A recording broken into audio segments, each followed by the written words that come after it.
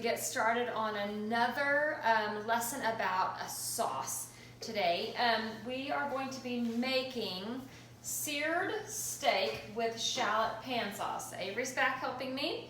And today the sauce is the pan sauce. So pan sauce just basically means you are using the stuff that's already in the pan, which you will see in a few minutes, and making a sauce out of that.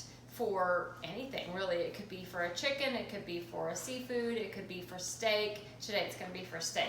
And so what's going to happen is whatever is left over in our pan after cooking your meat, you will use to make your sauce out of. So the little bits and pieces that are left over create a whole lot of flavor for your sauce and match the flavor so that you have your pan sauce that matches the flavor of your meat. But also, you're going to be doing a reduction within that, okay? So let's get started on our recipe. Well, actually, I'm sorry, I forgot about our plan shock prep here. Our plan is to make this is our dinner for tonight. We're making seared steak with the shallot pan sauce, and if you remember, shallots, you may not remember this, but shallots are a softer version of an onion. They're really small too. And they are over in the produce section, usually on like an end cap area. I can open this up. See, it's a much smaller onion, and it almost kind of looks like a garlic bulb sometimes if they're so small. Okay? If you don't have shallots, it's okay. You can use regular onions too. That's not a problem. It's just a little higher end version of an onion. Okay, so we are making the pan sauce with that. We're also going to be making mashed potatoes and just a tossed salad. Okay, the salad is already made, so that we will put over here. Let's remember that all of our shopping will look a little bit different. So if you were to be doing your own plan shop prep PSP, then you could be doing the shopping list that you would need, that you've checked your pantry and you know what you need for your recipe. Okay, so over here we have already made this ahead. But if I were to be doing that now, that's something that I would say that I might make while something else is cooking, if that's something that I could be making ahead of time. So I would need to be cutting the veggies, made ahead. So that's already in the refrigerator, made ahead. Cut veggies. And you may have had to wash the veggies ahead of time also. So depending on what you have. All right. So what she has been working on already is we've got our pot of boiling water back there. She peeled our potatoes and she has cut them so that they can be cooking while we're working on everything else. So that size. About that size, yeah. About an inch. You can be a little bit larger, you can be a little bit smaller. The smaller they are, the faster they will cook. The larger they are, the slower they will cook. So it depends on how fast you want them to cook, I suppose. All right? So and when you're doing mashed potatoes, you only want to cover the potatoes. You don't need a whole lot of extra water in there because potatoes don't soak up a whole lot of water, so they do not need a lot of extra water for them to soak up like the pasta does. So they will need to just be covered, and that way you're not spending a whole lot of time extra trying to heat up water that you're not even going to be using. And we have salted our water as well, just like you would with the pasta. So we've already done that. It was a good half a teaspoon of salt in a little bit of water about this deep for about 4 potatoes, which is all the potatoes we had left. So we are not making an exorbitant amount of mashed potatoes because we need to get potatoes at the store. All right, so let's look at so that's something that we did first, and all we're having to do is cut potatoes.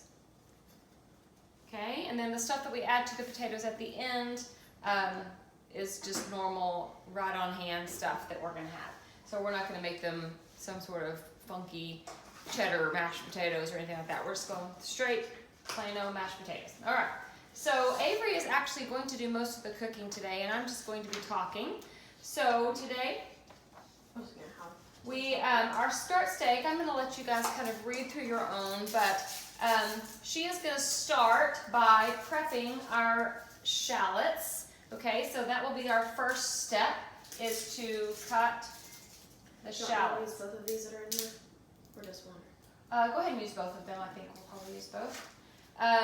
It says one's small shallot. If you want more in your stuff, you can have more.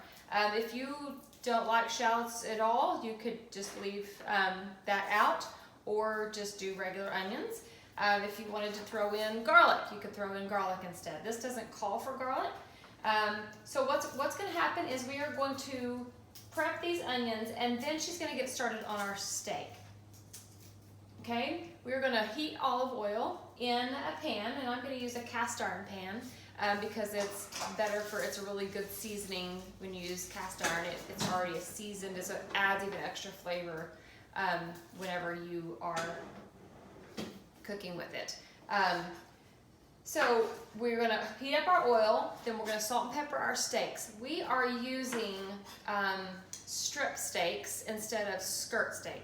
Skirt steak was not available whenever I went to go buy that.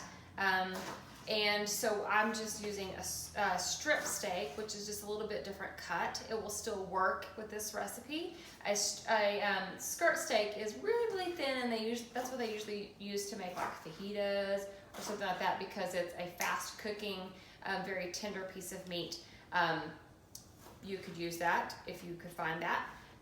If not, you can just use any other piece of steak, except for a big, huge, massive one that would be kind of hard to get it cooked enough. Okay, so you're going to season it with salt and pepper, and then you're going to cook it on one side until it's caramelized and browned on one side, and then flip it over and caramelized and browned on the other side. Now that's all we will need to cook that steak, because we want it to be still a little bit pink on the inside. We like it that way. So if you wanted a little bit more, then you leave it in there a little bit longer, or you turn your heat down a little bit, and you don't need to cook it as high and cook it for a little bit longer.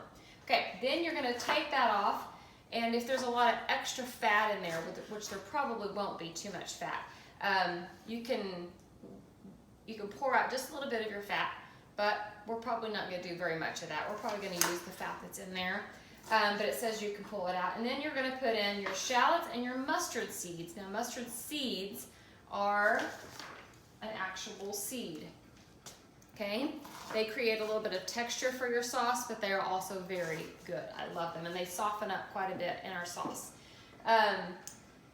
Okay, so you're going to let your shallots get a little bit caramelized maybe, and soften and get translucent, and your mustard seed are going to get a little toasted, and then you're going to add straight in, you're going to add your thyme sprigs. It says your wine, but we are actually not going to use wine. I do like cooking with wine, but because this is a kids cooking thing, we're going to use chicken broth, so that's a very common substitution for wine. And then lemon zest and a half a cup of water, and then you're just going to scrape up all the stuff that's on the bottom of the pan to flavor and season up your sauce.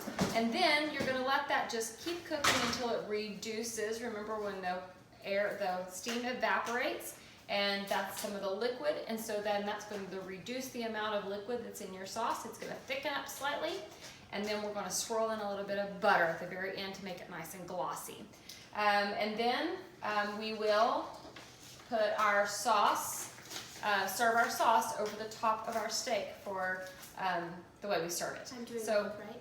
Let's get started. Avery has gotten our shallots all cut, and I'm going to move this out of the way so we can see the rest. Okay. So, where is that? Okay, on? so No, it's not. she's going to salt and pepper. Don't do that with hands that are yucky.